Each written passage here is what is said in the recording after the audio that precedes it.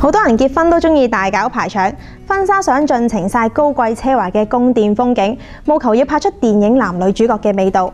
不過最近網上瘋傳嘅婚紗相就行唔同風格啦。呢一輯相係由越南一間設計公司影嘅，相入面嘅新娘清新脫俗，笑得好開心，同新郎都有笑眯眯嘅眼，俾網民形容為夫妻相。婚紗相嘅場景係喺漁港、市集同埋巷仔入面，仲同當地嘅老人家同小朋友一齊影相，夠晒生活化。呢一對新人嘅互動自然又唔做作，除咗打破一般人對婚紗相嘅既定印象，亦都帶嚟平淡又實在嘅幸福感。呢一輯咁 sweet 嘅婚紗相得到網友嘅一致好評，個個都話佢哋太幸福、太可愛，睇完啲相會不自覺咁笑，仲有好多人話想即刻結婚添。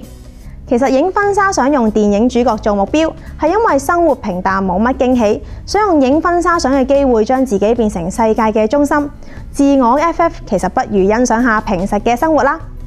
講住咁多先，今晚9點鐘會有爆破地獄，今晚會講下上海人踩人慘劇，死者家屬俾人軟禁同埋恐嚇，仲會講下歐洲掀起反伊斯蘭風暴。記住收睇啦，拜拜。